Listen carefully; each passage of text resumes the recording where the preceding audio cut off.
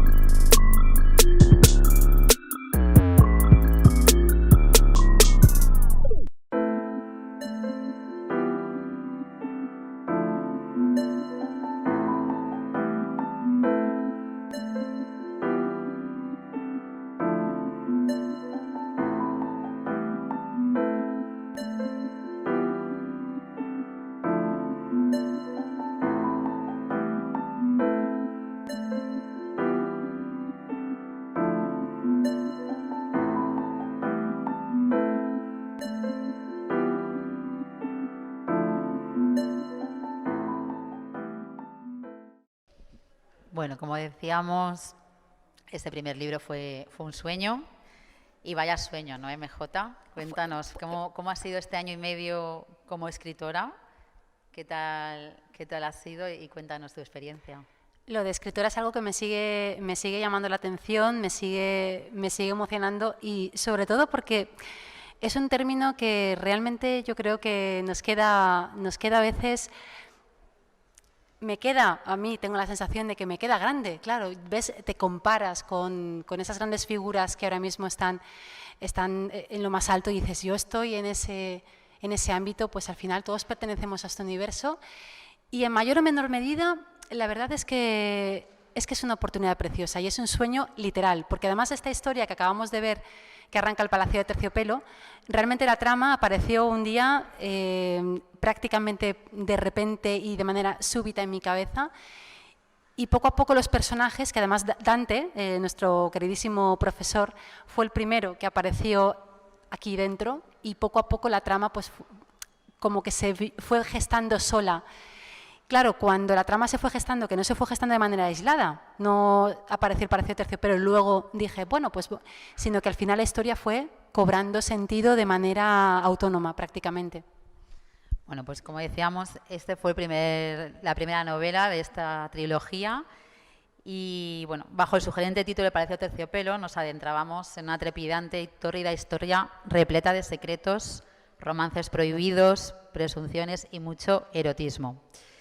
De la mano de Debbie de la Vega, como indiscutible protagonista, descubríamos una atrevida y adictiva novela que ya ha atrapado a miles de lectores, porque eres escritora novel, pero de la primera parte se han vendido nada más y nada menos que más de 10.000 ejemplares. Más de 10.000 ejemplares. O sea que sí. esto es un dato muy, muy relevante. Enhorabuena, amiga. Gracias. La saga de las Damas Oscuras, como decíamos, aborda a través de sus distintos personajes con perfiles muy dispares el lado oscuro de las personas, donde podemos ver que canalizan sus emociones, sus frustraciones y deseos a través del sexo. Debbie es una treintañera independiente, con un trabajo estable, con una relación amorosa, consolidada, que cierto día decide romper con todo y comenzando por su novio de toda la vida, experimenta un giro de 180 grados cuando conoce a la exitosa empresaria Olga Torralba. Ella, a su vez, le presentará a su grupo de amigos más íntimos y al cual pasará a formar parte la propia Debbie. A partir de este momento, su existencia estará marcada por la obsesión, incurriendo en filias y fobias propias y también, como no, satisfaciendo las de su amante Beltrán. Recordemos también que paralelamente a la historia de Debbie aparecen los relatos de sus mejores amigas, como Meg, Verónica o Lucy, o su propia abuela Debla, a la que le une algo más que el parentesco familiar. La intriga, por tanto, está presente en esta primera novela en todo momento, no solo por las inquietantes incógnitas que envuelven a sus protagonistas y al resto de los personajes, sino por la trama que hay, que irá adquiriendo importancia, puesto que es el eje de la saga.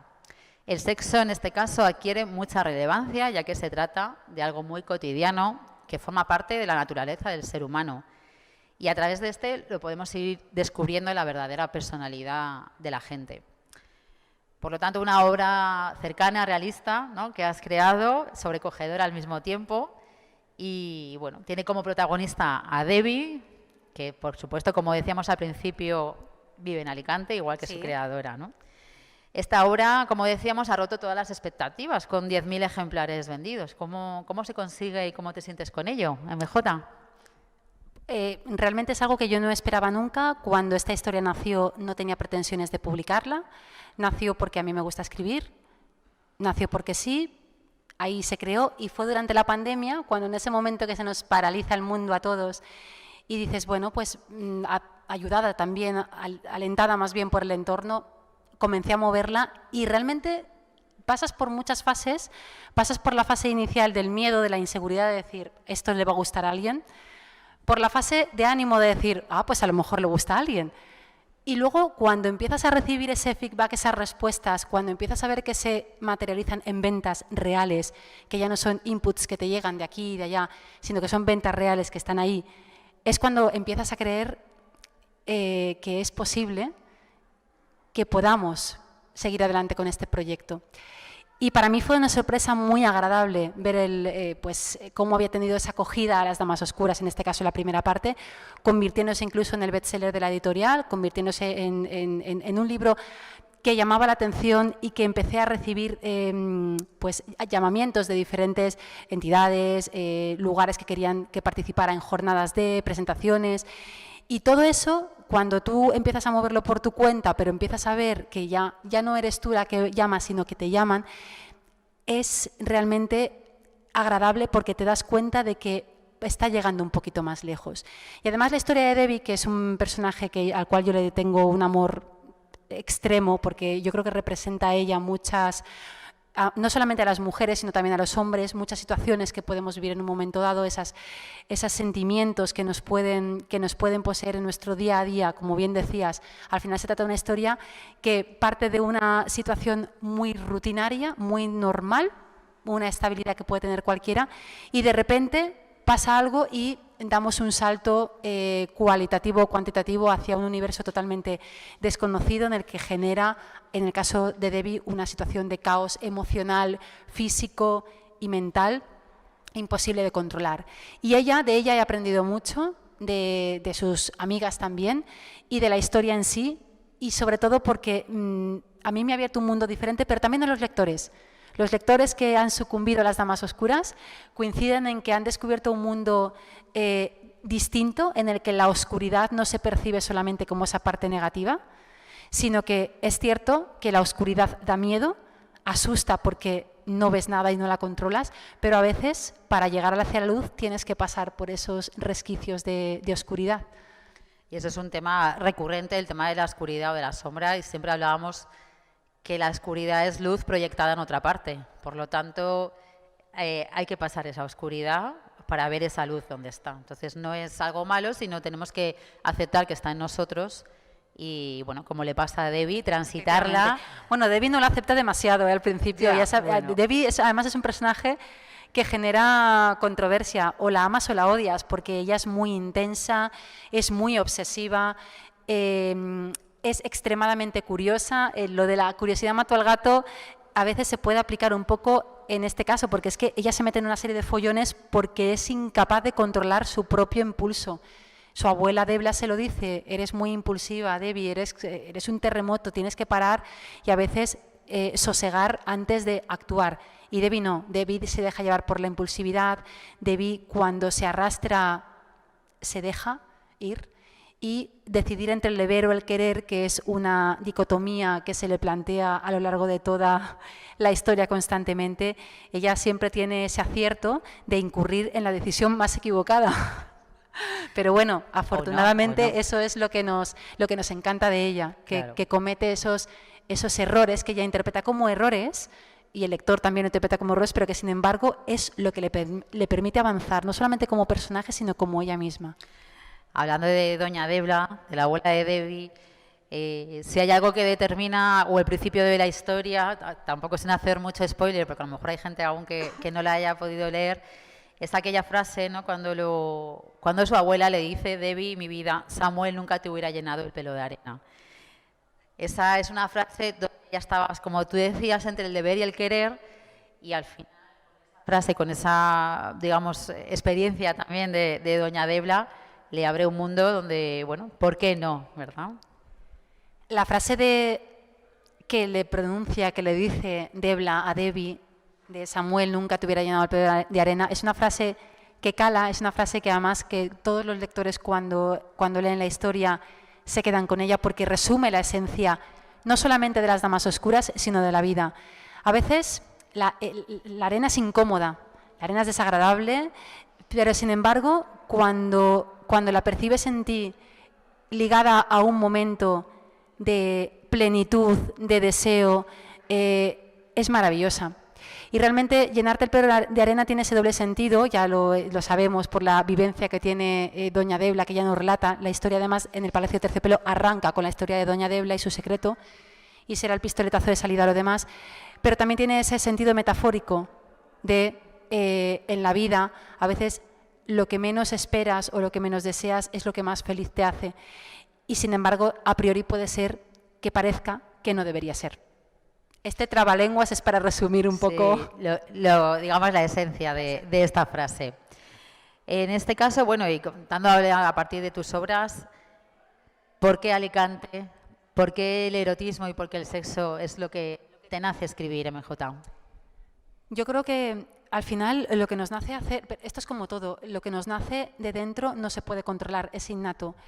Y realmente yo que leo literatura erótica, pero no es la literatura que yo he leído durante toda mi vida, he leído muchas más cosas, soy una lectora que pruebo todo tipo de géneros, es verdad que me gusta mucho la literatura erótica, pero sin embargo me nacía hacer eso porque para mí el erotismo es fundamental. Yo percibo el erotismo en cualquier aspecto de nuestra vida y el erotismo no solamente está ligado a la parte carnal, del placer y a la parte sexual, sino a la belleza, a la exaltación de la belleza, también al reconocimiento de esa belleza y al deleite. Y es lo que precisamente no hacemos prácticamente en nuestro día a día, pues motivados por las responsabilidades familiares, laborales y un sinfín de etcéteras, que al final son pretextos para no pararnos a disfrutar de eso que es cotidiano y que nos genera un intenso placer. En el caso del sexo supone lo mismo. El sexo es algo que está en nuestras vidas, o por lo menos debería estarlo, que nos genera muchísimo placer y que sin embargo a veces no reparamos en él. En el caso de Debbie, ella, el sexo con Beltrán es sumamente placentero, pero también sumamente doloroso desde un punto de vista físico, pero también emocional. Y a pesar de eso, no puede desengancharse de él. Tienen una relación de absoluta necesidad, de simbiosis, yo creo que más allá del propio término, en la que ella está obsesionada, pero ojo, la pregunta es, ¿quién está más obsesionada, ella o él? Porque llega un momento, había una lectora que me decía, es que es él luego quien está generando o persiguiendo que se generen cierto tipo de situaciones, porque Debbie ha intentado en ciertos momentos poner distancia y romper con esa situación que la está hundiendo. Sin embargo, él no se lo permite en ningún momento. Y conocemos a Beltrán, que es un personaje muy complicado, muy difícil, que despierta muchas más fobias que filias, porque es un hombre que a pesar de su innegable atractivo y demás, su personalidad es tan sumamente intensa y arrolladora que a veces, y esto pongo en boca a otros lectores, dan ganas de matarlo. Sí, hay momentos que sí, que hay momentos que te lo cargabas y otros momentos que también da una especie de madre mía Beltrán. Bueno, Beltrán, ¿qué te voy a contar yo de Beltrán? Sí. Bueno, a ver, en este momento, si queremos, vamos a pasar al segundo botrailing, porque así muy bien, comentamos así lo vemos la sombra de Magalí, que también nos hemos quedado con esas.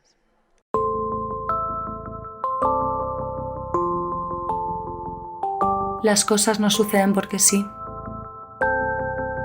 No creo en las casualidades. Ya no. Lo que comenzó como un juego inocente se ha convertido en mi peor pesadilla. Él es mi obsesión. Y ahora, también ella.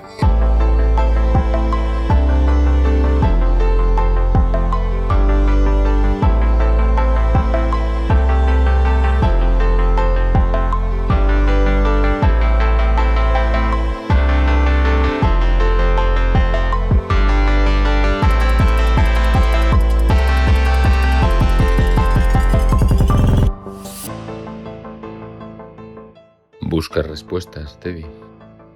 Comienza por las preguntas y prepárate para descubrir lo que no deseas. No permitas que las sombras oculten la verdad. La oscuridad es el camino.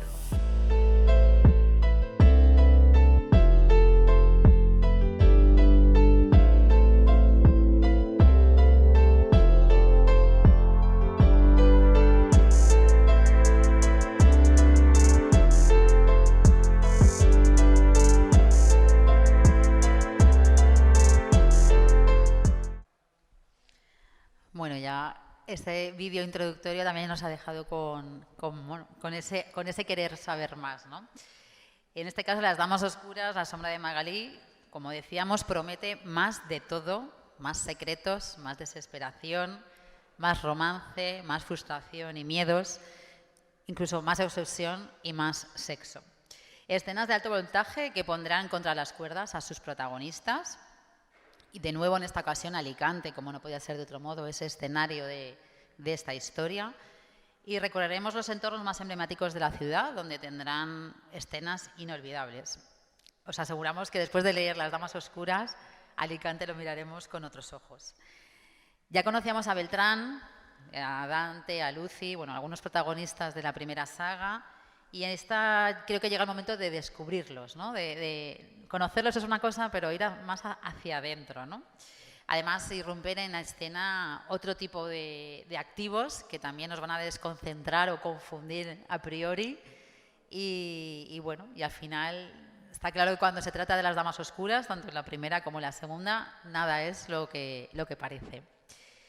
Así es que si la primera parte, no solo a mí, evidentemente, como lo que estoy aquí narrando, sino a me consta, mucho de tus lectores, con las críticas que has tenido, nos dejó con la boca abierta, esta segunda parte, de verdad que no deja de sorprendernos, ¿no? Y es algo que estaba ya muy esperada, muy deseada. Bueno, yo en mi caso, que ya me lo he leído, tengo que decir que espero la tercera, ¿no? Porque esto es un final de infarto lo que nos dejas también, ¿no? Como decía ayer en la entrevista de la Terreta, sí, justo. de Radio de la Terreta, un final de ansiolítico. Eso es. Yo creo que es algo unánime. Fíjate que Las Damas Oscuras ha despertado todo tipo de sentimientos en los lectores, de todo tipo. Sin embargo, el final, bueno, en redes sociales, que ya sabemos que las redes sociales tienen esa parte de magia por la conexión que te genera con la gente, cuando los lectores, conocidos o no conocidos, yo tengo un perfil abierto precisamente por eso, para recibir todo tipo de mensajes. La gente me escribía, algunos me decían, eres una cabrona, perdonadme la expresión, pero esto y no sé qué, todavía le estoy dando vueltas, y cómo, y esto y no sé cuánto. O sea, y lo de ansiolítico es que es una frase que me han dicho muchos lectores, no uno ni dos, es que al final es de ansiolítico. Y realmente así son Las Damas Oscuras, porque además en esta segunda parte, en La Sombra de Magalí, va a eclosionar ese universo de secretos, el secreto imperdonable de Beltrán. Lo vamos a conocer porque Beltrán, ¿por qué Beltrán es como es? Pues porque Beltrán tiene algo que oculta y que intenta por todos los medios que Debbie no se entere. Y Debbie intenta por todos los medios enterarse. Y están ahí constantemente ellos con sus historias. Luego aparte tenemos nuestra pareja maravillosa que son Dante y Lucy, que ellos empiezan como un amor prohibido, un amor secreto, esa diferencia de edad, ese vínculo que une a Lucy con una persona que tienen en común, que es su hermano. Su hermano es el mejor amigo de Dante. Y de alumno y su profesora. mentor, él es su profesor, Dante es el profesor de Lucy. Entonces, es ese universo de amor prohibido que además se ha convertido también en una de las parejas más queridas, porque realmente son, sobre todo él, que él es prácticamente perfecto, pero también vamos a descubrir a un Dante muy especial en La Sombra de Magalí. Vamos a ver cómo Lucy también evoluciona, porque ya tiene 23 años. Tenemos que recordar que la edad en esas relaciones es un lastre para ella y sobre todo para él, que tienen diferentes objetivos en muchas cosas. Vamos a seguir conociendo cuál es esa situación que tiene Verónica, esos miedos que tiene esta mujer que se siente muchas cosas y que no llega a desarrollarse como todo lo que ella quisiera. Esas inseguridades, miedos, desconfianzas hacia sí misma, hacia su marido, hacia el entorno que ella percibe de una manera y que luego es de otra o no. Ese universo confuso que tiene Verónica, que es un personaje que también mucha gente se ha sentido identificado con ella, precisamente por esas emociones internas que nos desestabilizan muchas veces. Omeg, por ejemplo, que arriesga todo lo que tenía, su estabilidad, por algo, por una nueva apuesta que la hace sentir bien y que de repente, pues a lo mejor empiezan a pasar otras cosas que también la ponen contra las cuerdas. Sí, es que si hay algo que engancha, bueno, aparte, porque recordemos que la novela es erótica y hay una parte de sexo, evidentemente, donde está explícitamente, ¿no? Como otras ocasiones nosotras. Pero es que estas historias, estos sentimientos, estas emociones de cada una de ellas, cada uno de los lectores despierta algo, ¿no? Y se reconoce en alguien o en algo, a pesar de que pueda ser una historia evidentemente creada desde tu corazón, desde tu cabeza. Podemos ¿no? visualizar, ¿no? estar dentro de la historia diciendo, bueno, Verónica ha sido mamá, no sabe qué hacer con su vida. También puede pensar en esas madres que de repente dejan o no trabajar o no se encuentran, o Lucy que tiene este amor prohibido, que alguien se haya enamorado. Entonces, si de algo nos engancha la saga, ¿no? De todo lo que nos proyecta en cada uno, a lo mejor, de nuestras vidas, ¿no? Y sobre todo las vergüenzas que sentimos y que sienten ellas en este caso con cada uno de sus secretos, porque los secretos, cada uno percibe sus secretos como los más terribles, ¿no? Y cada una de ellas que tiene esa parte que quiere ocultar, lo hace desde la vergüenza, desde el miedo al qué dirán, incluso entre ellas, que son un grupo muy, muy fuerte, tienen una amistad muy importante, o sea, son las 4 brujas, ellas empezaron a ser sus 4 brujas con sus aquelarres y se van convirtiendo poco a poco, dicho por Debbie, en damas oscuras, porque Debbie percibe esa distancia que las está separando. En el caso de Debbie, obviamente, es la que más tiene que esconder, porque tiene una situación muy, muy compleja y muy intensa con Beltrán. En la primera parte, sus amigas no saben nada de Beltrán, veremos qué sucede en la segunda, pero sí que es cierto que va a eclosionar y nos vamos a encontrar con Las Damas Oscuras 2, La Sombra de Magalí, una historia con muchísima acción, con muchísima más intriga. El término intriga erótica, la parte intriga va a tomar esa fuerza y vamos a encontrar escenas, obviamente, al más puro estilo Las Damas Oscuras, de súper alto voltaje, de estas escenas que terminas, como me decían los lectores, es que terminas de leer y dices, Dios mío, ¿qué hago? ¿Qué hago? ¿Qué hago ahora? ¿Qué hago ahora? ¿En qué momento lo leemos y dónde estamos? Pero eso es lo bonito de esta historia, que te consigue enganchar y te hace partícipe, o sea, te metes en la cama con ellos. Claro, claro, nunca mejor dicho.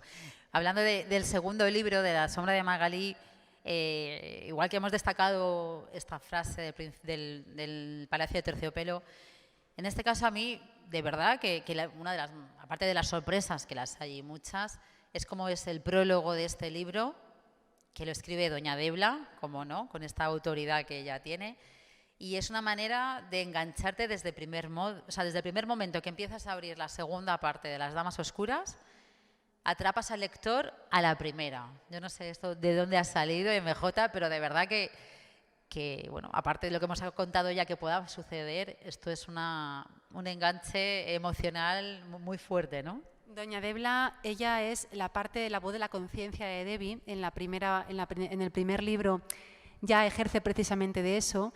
Ella quiere compartir esa sabiduría, esas vivencias que ha tenido con su nieta para intentar que ella oriente su vida en el buen sentido, a pesar de que sabe que ella misma no lo ha hecho. Es decir, doña Debla ha tenido ese secreto por algo, porque ella decidió en un momento dado tomar esa decisión. En esta segunda parte nosotros conocimos su secreto, lo conocimos, empezó, acabó, conocimos su historia, y en esta segunda parte, que el personaje de doña Debla tiene un peso diferente, era esencial que arrancara con ella, porque al final la historia del Palacio de Terciopelo empezó gracias a doña Debla, y esta segunda parte, doña Debla quiere estar presente para recordarle a su nieta cómo están las cosas, pero hacerlo desde otro punto de vista diferente, desde la comprensión y la empatía. Ella está durante la primera parte de la historia intentando que su nieta Debbie, hija cabecita, ten cuidado, ¿qué haces? ¿Quién es ese? ¿Quién no sé qué? ¿Qué haces? ¿Por qué esto? ¿Por qué lo otro? La veía perdida. Sin embargo, en esta segunda parte no habla con resignación, sino con empatía y con ese sentimiento de saber que cuando amas, aunque no ames bien, poco más hay que hacer. Simplemente lo que desea doña Debla es que sufra lo menos posible, pero está convencida que Debbie va a seguir hacia adelante con todas las consecuencias.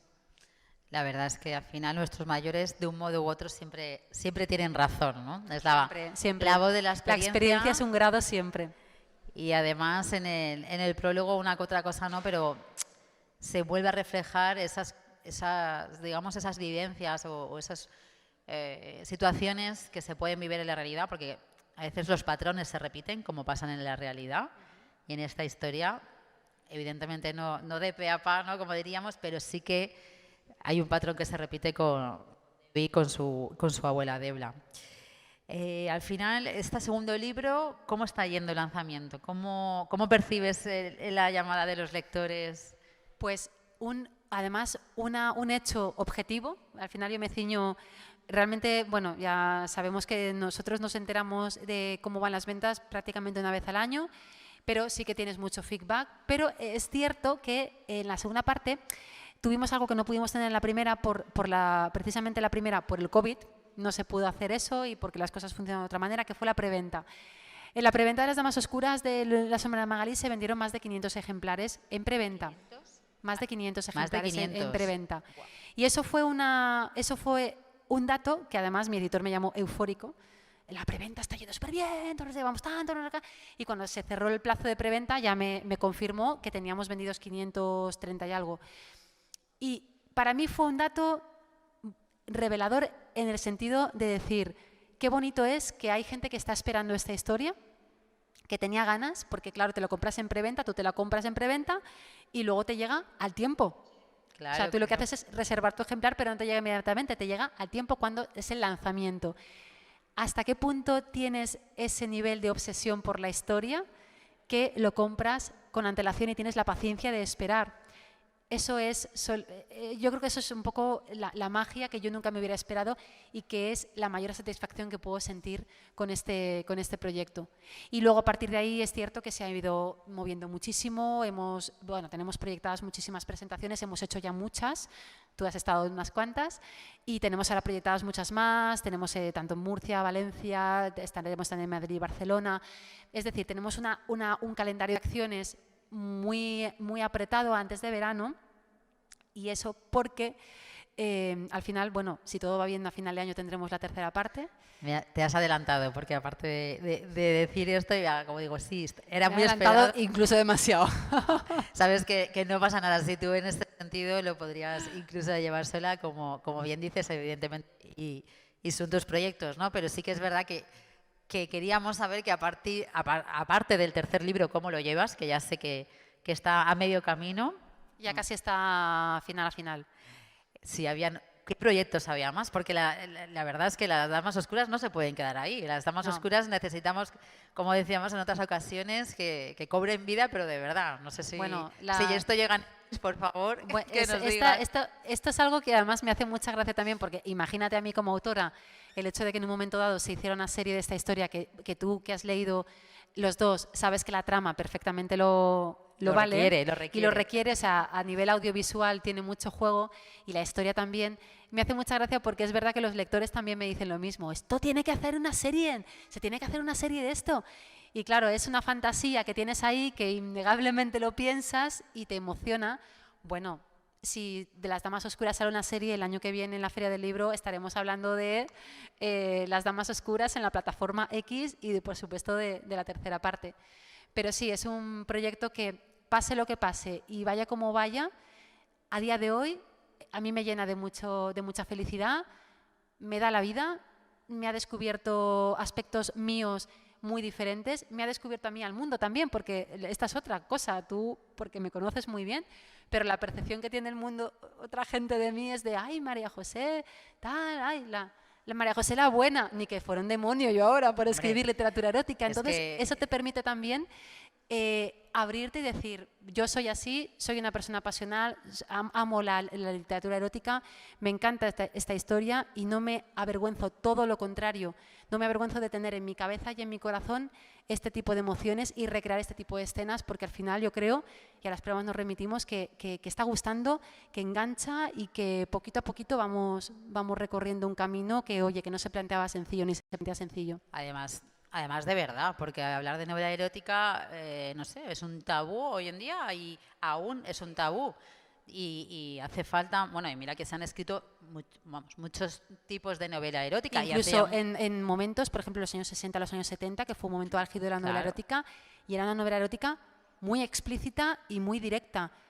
Y ahí está. O sea, Historias de O, por ejemplo, que es un libro muy fuerte, se escribió en los años 70. Siempre con seudónimos o anónimos y demás, pero bueno, ahí está publicada. ¿Cómo cabe esperar que a día de hoy, que esto también es un debate que hemos hablado en muchos foros, todavía la literatura erótica pueda seguir siendo un tabú? Y lo sigue siendo, y ojo, y un problema a la hora de publicar, porque todavía hay muchas editoriales, y me pasó con un sello editorial muy importante, que le echó para atrás cuando leían las escenas, decían, es que las escenas son fuertes, ¿eh? Bien, claro, hay de todo, hay escenas más fuertes que otras. Es verdad que las escenas son intensas porque el sexo es intenso, si no, no es sexo, es otra cosa. Claro. Es decir, si las relaciones físicas no tienen despiertan esa pasión eso, y esa efectivamente intensidad. ese frenesí, son otra cosa, pero no son relaciones físicas. Y es cierto que a mí me ha pasado que ciertas editoriales echaron para atrás el proyecto precisamente por la temática.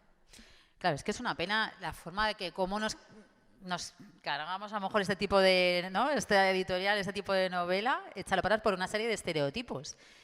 Y de verdad, yo, vamos, ya no solo es, volvemos a la parte erótica, ¿no? Pero es que me parece que aparte de cumplir tus sueños, has roto con muchos tabús, con muchos estereotipos hacia tu persona o de gente que pudiera pensar, pero vamos a ver, o sea, en qué las etiquetas, por favor, mentales, nos las vamos a quitar ya todos, que seríamos más felices sin tenerlas. Y esa es otra de las lecciones de las Damas Oscuras. Las Damas Oscuras es una historia sin prejuicios, sin etiquetas, y precisamente lo que están haciendo ellas es intentar romper con esas etiquetas, sobre todo, cada una con sus propias vivencias, pero Debbie en la situación, en el papelón que tiene. Es romper con estereotipos y pensar que lo que tú vives, si alguien se siente amenazado, es su problema, pero es tu realidad. Y que tú tengas que ocultar tu realidad o que tengas que modificarla por miedo a los demás, es lo que nos hace ser infelices y desgraciados. Y bueno, Las Damas Oscuras está lleno de muchas cosas, pero no de amargura. Es una historia que además tiene, como me decía una periodista, hace poco en una entrevista me dijo, es que esta historia es sentimiento puro. Nos hace sacar lo mejor y lo peor de cada uno, pero nos hace sacar las emociones, que es lo que más nos cuesta exteriorizar. Además, de verdad, yo creo que sí ha quedado algo claro de esta presentación y de estos dos libros, que no solo se trata de una novela erótica donde podamos hablar de escenas de sexo, sino que hay un trasfondo, cuando uno lo lee, se da cuenta y se mete en los personajes para vivir de ellos en el sentido propio, para decir, bueno, ¿por qué no puede ser esta? ¿Por qué tengo que no puedo seguir esta línea? Y cómo ellos te abren ese camino, ¿no? Que al final luego te visualizas. Por lo tanto, hay mucho de romper tabús, de vivir desde como uno quiere, que es desde la autenticidad. Así es que enhorabuena por los dos y, por supuesto, esperamos la tercera parte como agua de mayo, ¿no? O sea, vamos a hablar mucho de agua estos días en Alicante, por favor. No, por favor. Y ahora que viene la Semana Santa, menos. Y para Santa Paz que viene que menos. Ya hemos tenido bastante agua. Pero bueno, aquí te esperaremos y bueno, si no pasa nada antes, con otro tipo de eventos y de algunas sorpresas que nos puedas dar. Y si no, esperaremos a la tercera, el desenlace, sí, que estamos todos deseosos. No sé si en algún momento alguien quiere hacer alguna pregunta en el público y si no es momento de despedirnos. Todo está muy claro. No. Hemos hablado claro. Aquí a nosotras dos nos dan un micrófono y creo que se queda. Pues nada, muchas gracias, María José. Como decíamos, gracias también a la organización por dar la oportunidad a los escritores de La Terreta, que eso es importante.